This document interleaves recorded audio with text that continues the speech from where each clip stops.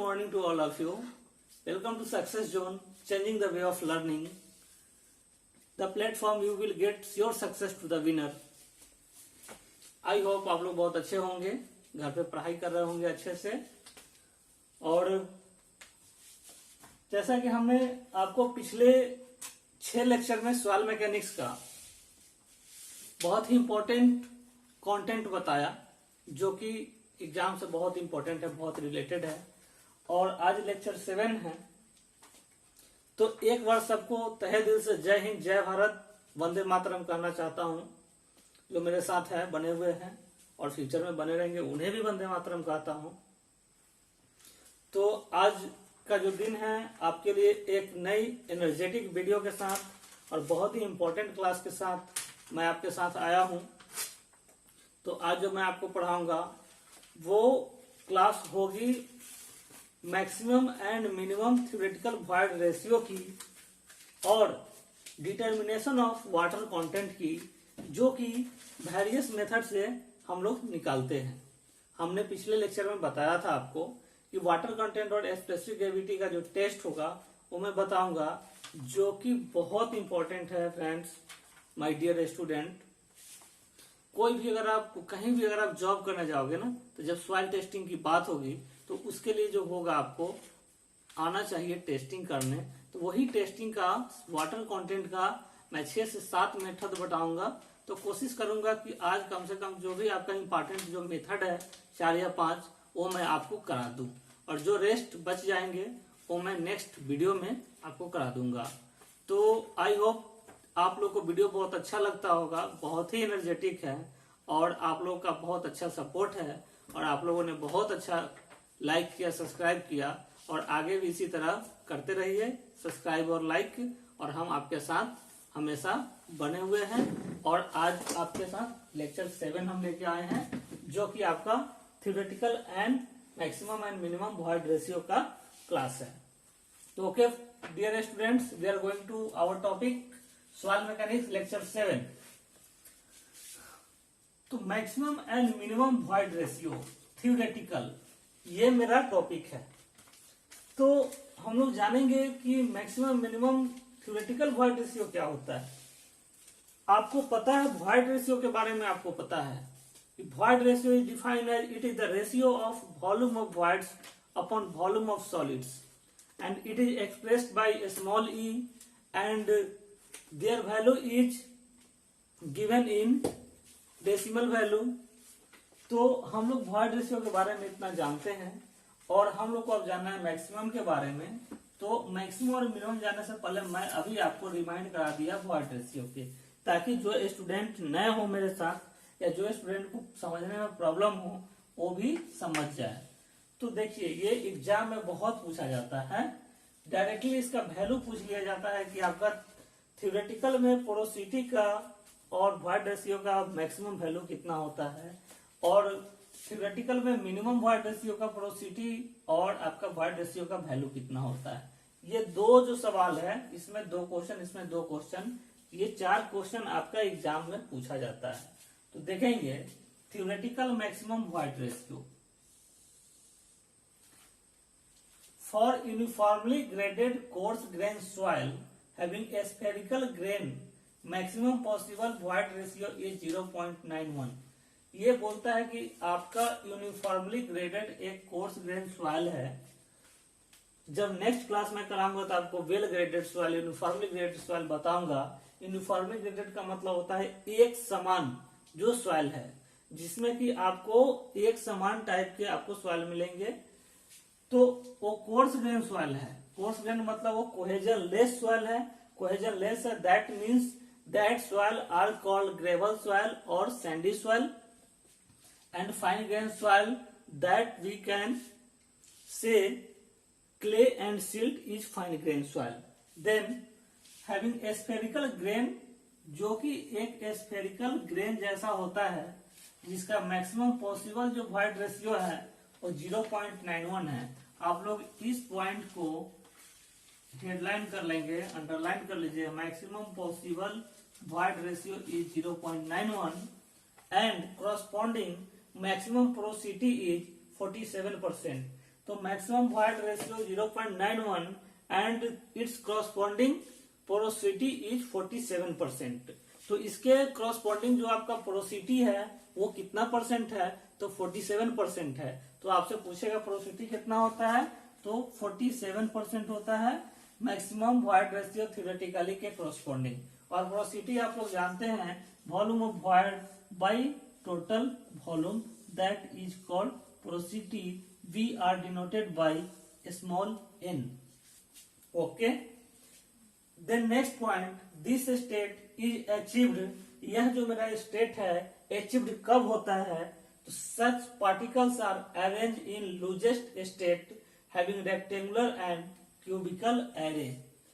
तो हमने आपको बताया है लूजेस्ट सॉइल और डेंसेस्ट सॉइल, कि लूजेस्ट सॉइल और डेंसेस्ट सॉइल होता क्या है और उसको रिप्रेजेंट करने का कौन कौन सा पैरामीटर होता है।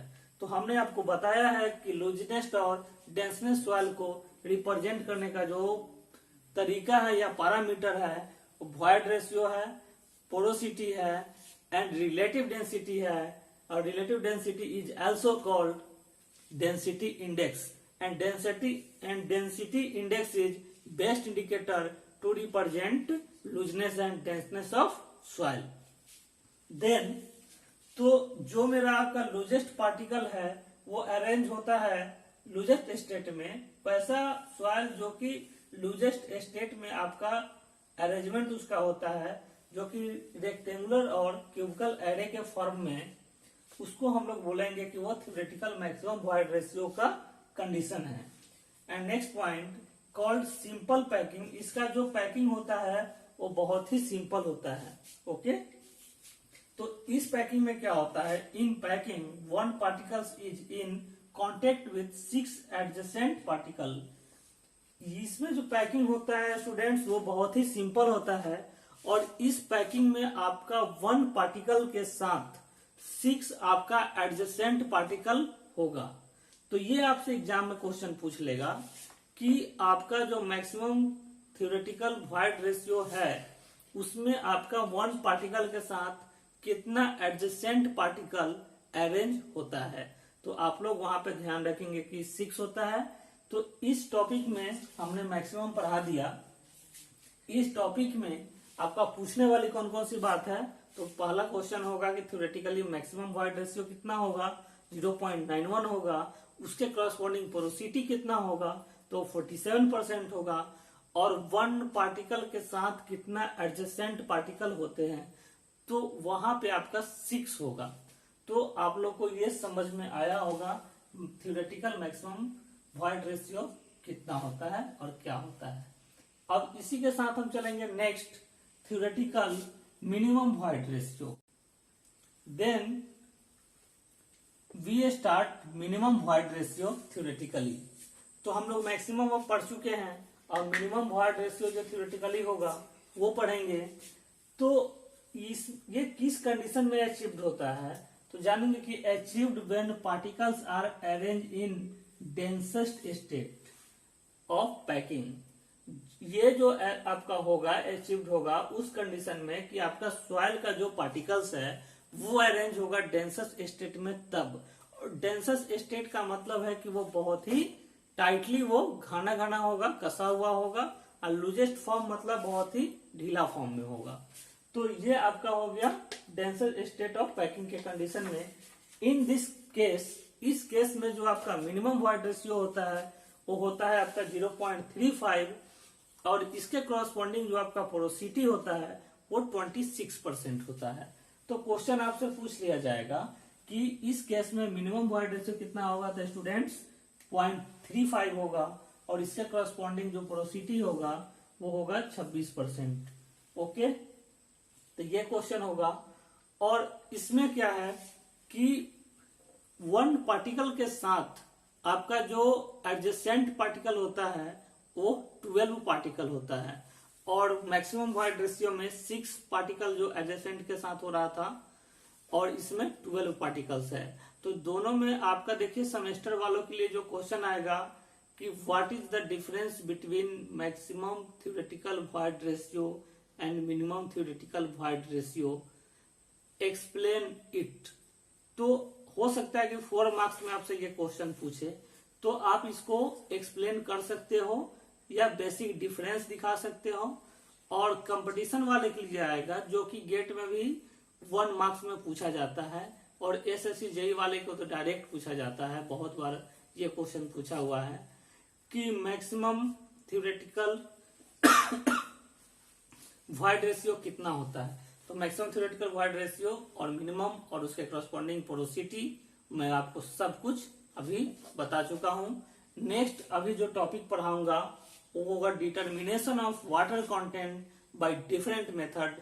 That topic is very very important for exam point of view and lecture point of view and any various type of construction point of view. Then, okay. Sure. Then we are going to method of determination of water content. अभी हमने आपको theoretically maximum and minimum पढ़ा दिया, तो ये बहुत ही important है। कौन कौन से मेथड से आपको फाइंड किया जाता है वो देखेंगे।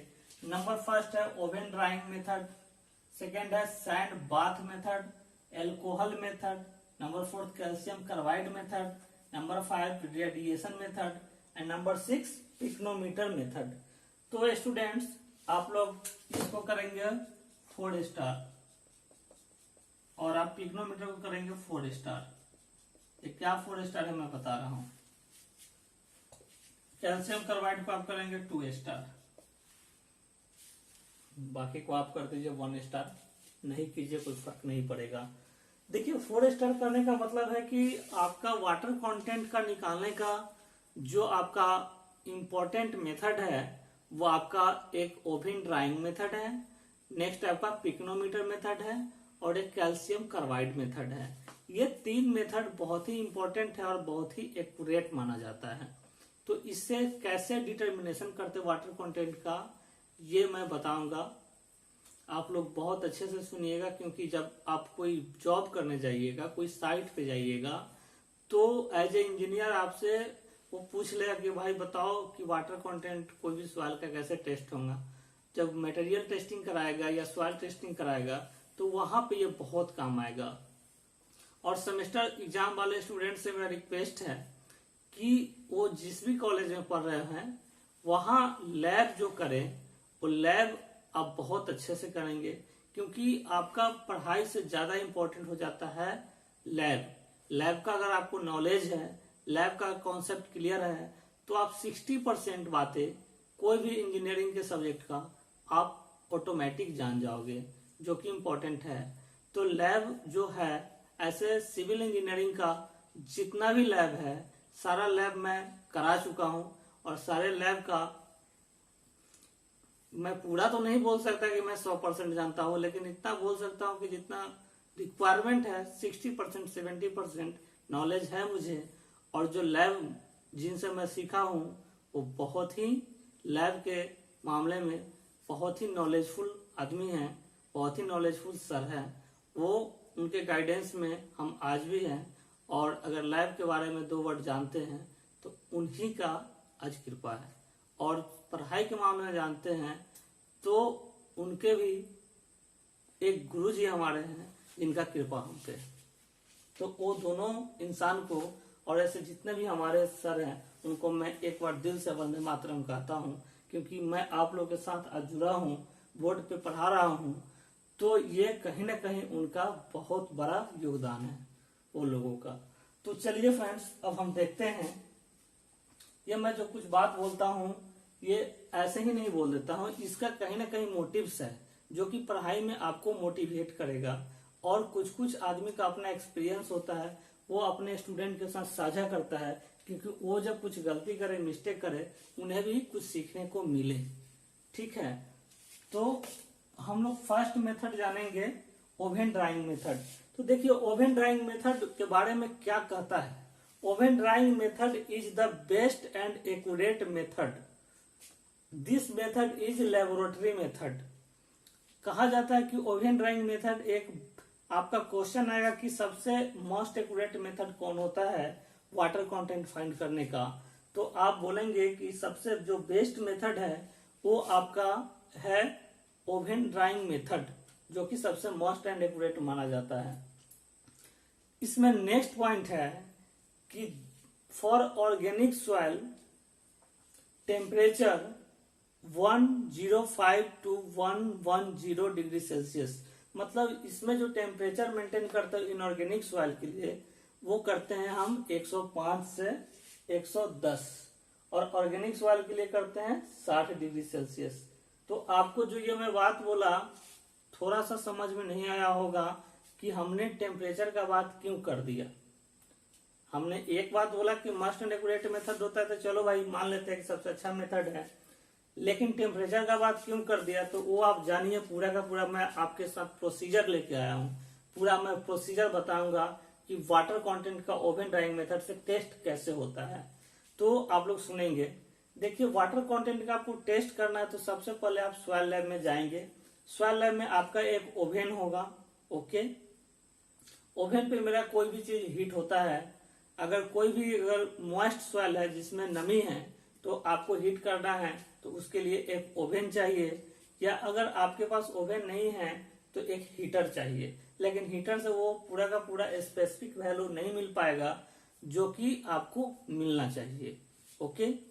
तो आपको सबसे पहले उसमें ओवन चाहिए। नंबर सेकंड आपको कंटेनर चाहिए।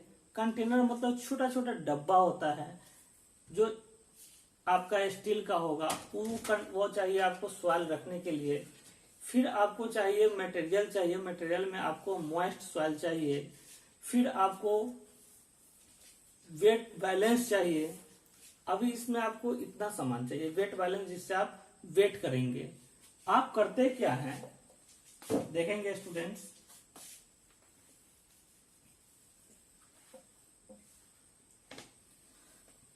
कि लिखेंगे इसके बारे में। ये वैल्यू का थोड़ा यूज पड़ेगा इसलिए मैं इसको इधर कर देता हूँ, W2 W3 एंड W बराबर हो गया W2 माइनस W3 और WS बराबर हो गया W3 माइनस W1। तो W बराबर क्या हो गया W2 minus W3 by W3 minus W1। देखिए आपको मैं बता रहा हूं,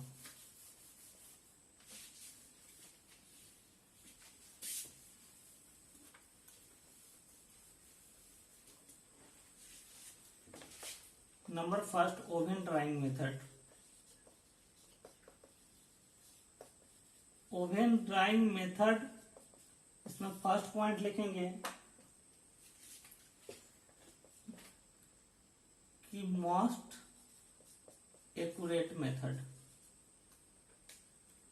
accurate method, most accurate method होता है। क्या क्या चाहिए आपको, equipment, equipment for testing, testing के लिए आपको इक्विपमेंट क्या क्या चाहिए। तो इक्विपमेंट पहले चाहिए आपको वेट बैलेंस,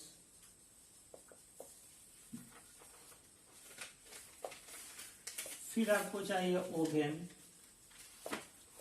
फिर चाहिए कंटेनर,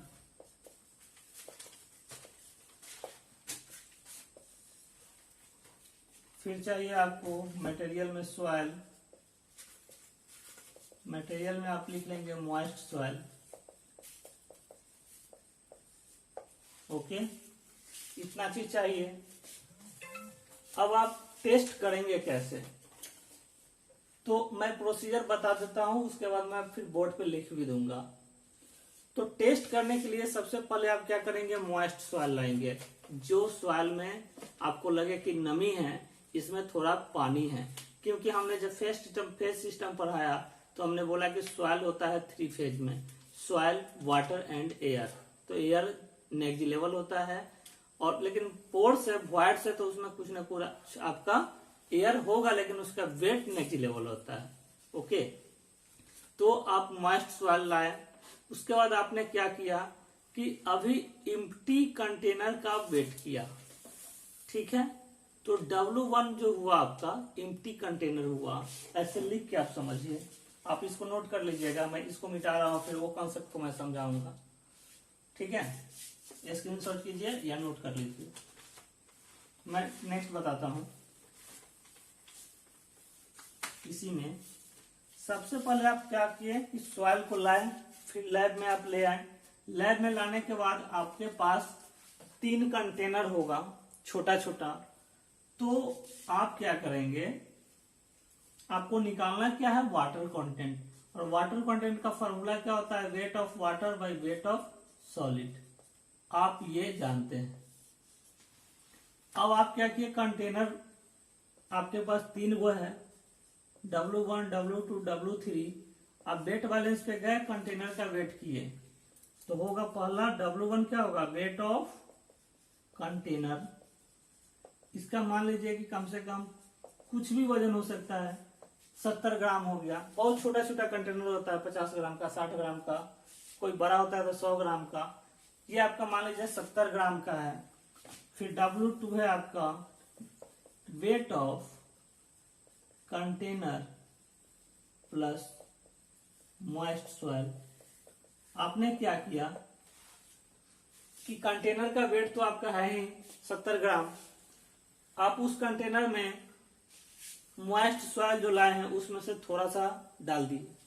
ओके, तो डाल दिए तो आपका जो कंटेनर का जो एम्प्टी वेट है, तो अब आप यहां लिख लीजिए, एक यहाँ पे बात लिख सकते हैं कि वेट ऑफ कंटेनर कौन सा, अभी तो कंटेनर खाली है, अभी तो कंटेनर में फर्स्ट में पहले कोई सॉइल नहीं था। तो वेट ऑफ एम्प्टी कंटेनर या एम्प्टी वेट ऑफ कंटेनर 70 ग्राम। मान लीजिए एग्जांपल में कि मेरा कंटेनर का वेट 70 ग्राम हुआ, तो W1। W2 wait of container plus में मॉइस्ट सॉइल, तो ये जो होगा मान लीजिए कि आपका आ गया 90 ग्राम। देन थर्ड होगा wait of container plus dry soil. अब आप सोच रहे हैं कि भाई ये मॉइस्ट सॉइल से ड्राई सॉइल मेरा कैसे आ गया तुरंत, उसी के पीछे तो लॉजिक है मेरे भाई। पढ़ाई को चिल करके पढ़ो, मजे लेके पढ़ो, स्ट्रेस में नहीं पढ़ना है, बिंदास होके पढ़ना है। तो देखिए मैं बताता हूं कि ड्राई सॉइल का कहां से कंडीशन आ गया। अब जो मैं ओवेन की बात कर रहा था, मैं उसका भी यहाँ पे लाऊंगा, वो ऐसे ही तो नहीं है, उसका भी तो काम है। तो आपने क्या किया, पहले एम्प्टी वेट ऑफ कंटेनर किया W1 plus empty wait of container plus moist soil W2। अभी आपको लैब में गए और तुरंत W2 और W1 मिल गया, तो W3 का रह गया, अब हम कब मिलेंगे। तो W3 का कहानी कब होगा कि आप पहले जान लेंगे कि जो हम लाए हैं सॉइल, ऑर्गेनिक सॉइल है इनऑर्गेनिक सॉइल है, वो आप उतना लैब में पता कीजिएगा। हालांकि उसका भी कौन सा सॉइल है पता करने का तरीका होता है। अगर आप इनऑर्गेनिक सॉइल लाए हैं तो आप करेंगे क्या कि उसको W2 का केस करने के बाद, मतलब empty wait of container plus moist soil करने के बाद, टेम्परेचर को, ओवन का जो टेम्परेचर है, आप उसको 105 से 110 डिग्री सेल्सियस पे मेंटेन कर देंगे फॉर 24 आवर्स, और आप उस कंटेनर को उसमें डाल देंगे। जब आप उस कंटेनर को उसमें डाल देंगे, तो माना कि आप 9 बजे मॉर्निंग में डाले हो, तो कल 9 बजे मॉर्निंग में आके ही आप कंटेनर को निकालोगे, और कंटेनर को जब निकालोगे तो वो 110 डिग्री टेम्परेचर पे उसमें जो मॉइस्ट सॉइल में जो वाटर है वो आपका उड़ जाएगा, मतलब उसमें वो ड्राई के फेज में आ जाएगा, ड्राई के कंडीशन में आ जाएगा। तो उसमें जो बच जाएगा सिर्फ सॉइल, वेट ऑफ सॉइल और वेट ऑफ एयर बच जाएगा। आपका वहां पे जो होगा पानी, जो होगा पानी आपका उड़ जाएगा टेम्परेचर में हीट होने की वजह से।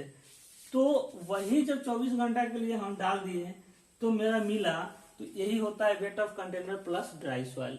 तो मान लीजिए कि ये जब 90 ग्राम था तो कुछ तो वेट घटा होगा, तो घट के मान लो कि 80 ग्राम आ गया। तो मेरा 3 केस हो गया। तो आप एक बात और लिख लो कि फॉर ऑर्गेनिक सॉइल, देखो भाई नोट्स बनाने के लिए बहुत किताब है। आपको 100 रुपया में, 200 रुपया में, 300 रुपया में अच्छे अच्छे कोचिंग का आपको नोट्स लिखा हुआ मिल जाएगा। तो नोट्स बनवाना कोई बड़ी बात नहीं है, उसमें जो टॉपिक है वो समझाना बहुत बड़ी बात होती है। तो ये आप लिखिए, पॉइंट वाइज लिखिए। तो फॉर इनऑर्गेनिक सॉइल, चलो मैंने ऑर्गेनिक का लिख दिया तो ऑर्गेनिक का ही बता देता हूँ पहले। फॉर ऑर्गेनिक सॉइल टेम्परेचर जो होता है वो 60 डिग्री होता है। फॉर इनऑर्गेनिक सॉइल टेम्परेचर 105 से 110 डिग्री सेल्सियस।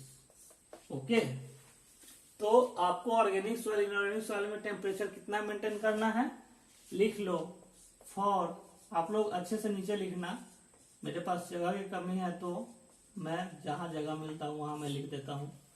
फॉर 24 आवर्स, जब आप 24 आवर्स के लिए डाल दिए तब अब आप कैलकुलेशन करेंगे। कैलकुलेशन में क्या करेंगे, ये आपको मिल चुका है W1, W2, W3, और इसमें आपको जो होता है वेट ऑफ वाटर जो होता है वो होता है W2 माइनस W3। मतलब क्या, weight of container plus moist soil और weight of container plus dry soil. तो W2 में से W3 का वैल्यू घटाना है, और WS जो होता है वो होता है आपका W3 माइनस W1, मतलब wait of container plus dry soil minus weight of container. तो आपको वाटर कंटेंट का फॉर्मूला पता है, weight of water by weight of solid. तो अब आप यहां से कर नहीं दोगे, W2 माइनस W3 बटे W3 माइनस W1। तो ये जो आ गया आपका, देखिए ये जो आ गया आपका वाटर कंटेंट का फाइंड करने का फॉर्मूला आ गया, किससे, ओवन ड्राइंग मेथड से। तो आपका ये एक कॉन्सेप्ट ओवन ड्राइंग मेथड खत्म हुआ। अब नेक्स्ट जो मैं बताऊंगा वो बताऊंगा आपको पिक्नोमीटर। लेकिन पिक्नोमीटर से पहले मैं बता देता हूँ कैल्शियम कार्बाइड, ये छोटा भी है और बहुत इंपॉर्टेंट भी है, यहाँ से सवाल आपका आता है। तो ये मेथड हो गया आपका ओवन ड्राइंग, और आज मैं ओवन ड्राइंग बताया, और एक मैं बता देता हूँ कैल्शियम कार्बाइड, और पिक्नोमीटर को देखता हूं, अगर इसके लिए टाइम होता है तो इसको भी मैं करा देता हूं। तो इसके बाद मैं शुरू करता हूं आपको कैल्शियम कार्बाइड।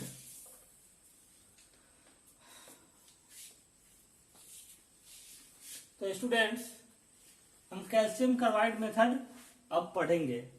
हमने पहले पढ़ा क्या, ओवन ड्राइंग मेथड, अब जो होगा कैल्शियम कार्बाइड मेथड होगा। तो कैल्शियम कार्बाइड मेथड से जो क्वेश्चन आपका पूछता है वो पहला क्वेश्चन होता है कि which of the following method is quickest method for determination of water content. तो क्विकेस्ट मेथड होता है कैल्शियम कार्बाइड मेथड, जो कि आपका अचीव हो जाता है 5 से 7 मिनट में। लेकिन आपका जो है ओवन ड्राइंग मेथड वो अचीव होता है कितना देर में, 24 आवर में। तो और आपका जो पिक्नोमीटर है उसे अचीव होने में लग जाता है आपको कम से कम 45 मिनट्स, या मान लीजिए कि आप अच्छे से करते हो तो 1 आवर्स, कम से कम 1 आवर लग जाएगा। तो 5 से 7 मिनट में, 5 से 7 मिनट में आपको रिजल्ट मिलता है। तो क्विकेस्ट होता है लेकिन एक्यूरेट नहीं होता है, इसीलिए ये ज्यादा यूज नहीं होता है।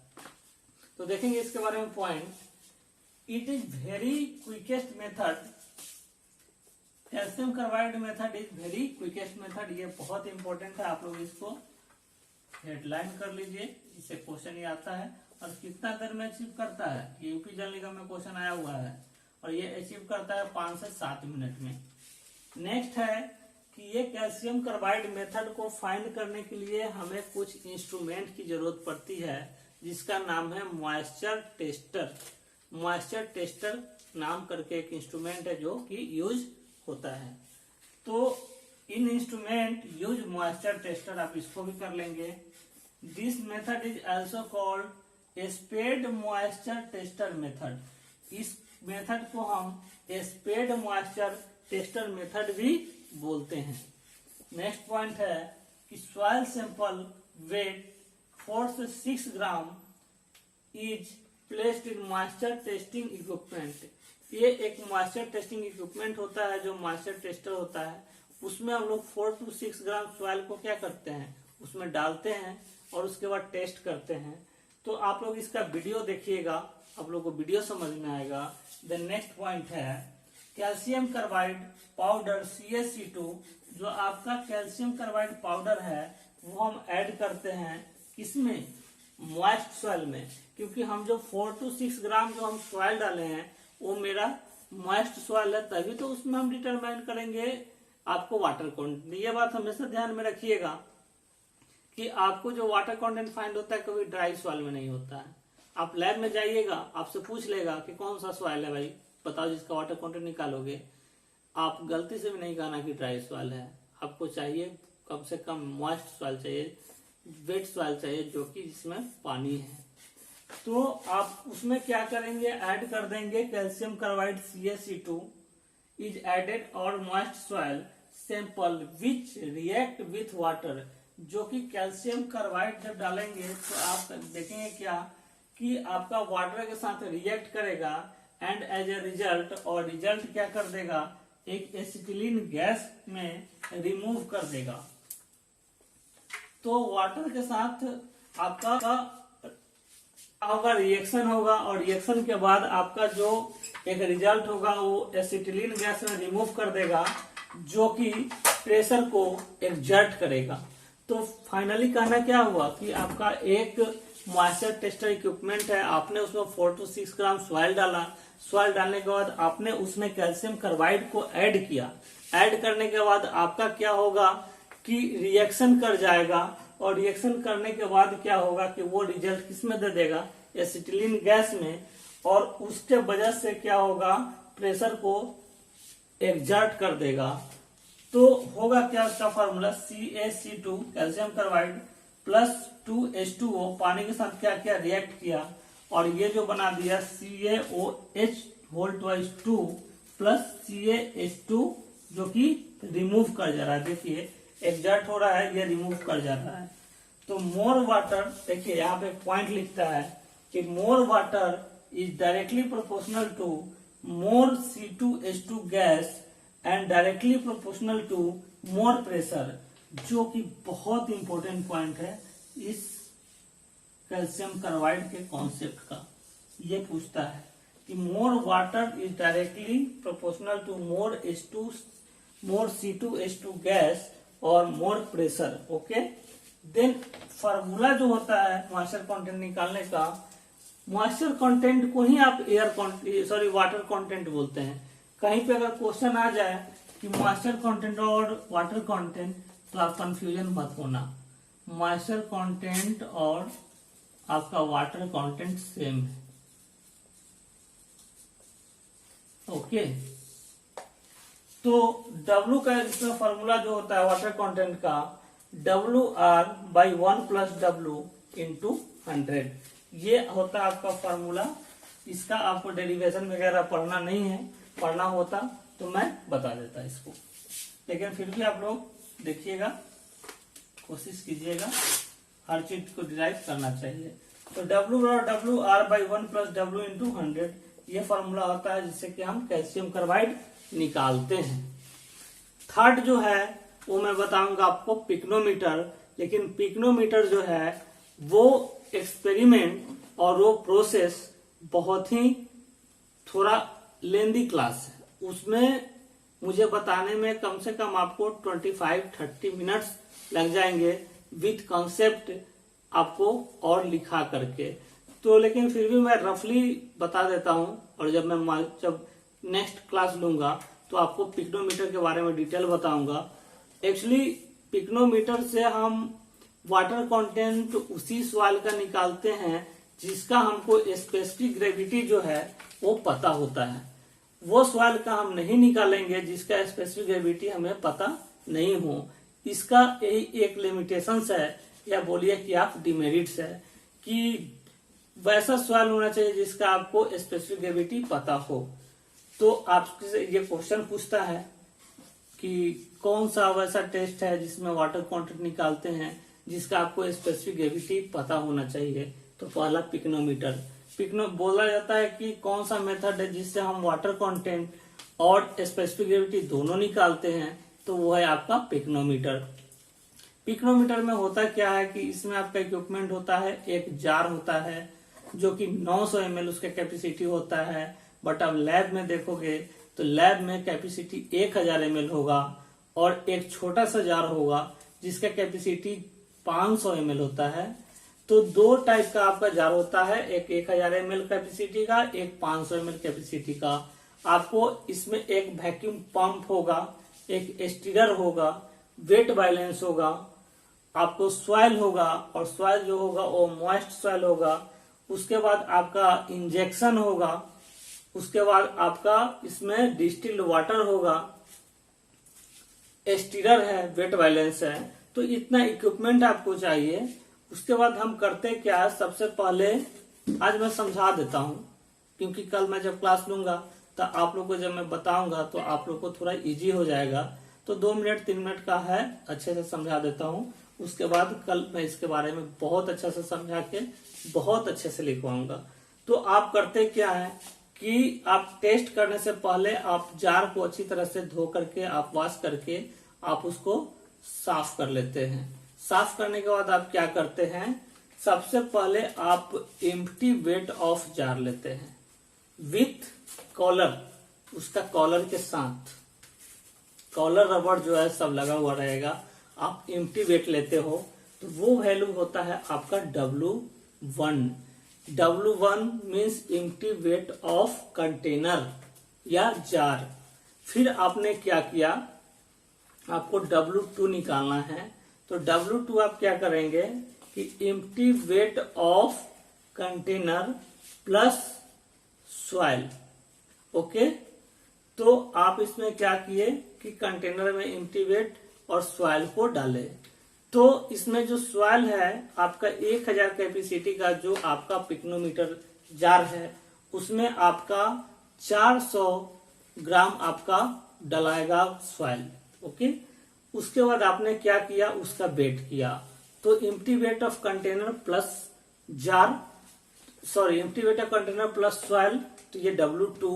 फिर आपने क्या किया कि एम्प्टी वेट और W3 के लिए आप क्या करते हैं, empty wait of container plus moist soil plus water. तो जो वाटर होगा वो होगा आपका फुल वाटर।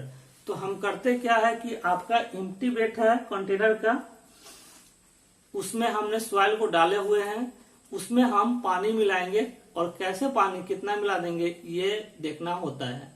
देखना क्या होता है कि आप जो पानी मिलाएंगे, आप स्केल से मेजरमेंट करेंगे 60 सेंटीमीटर के हाइट तक आप पानी को मिलाएंगे। पानी को मिलाने के बाद आप क्या करेंगे, उसको स्टीरर से उसको पूरा उसको पहले मिक्स करेंगे। मिक्स करने के बाद आप क्या करेंगे, पानी को फुल करेंगे।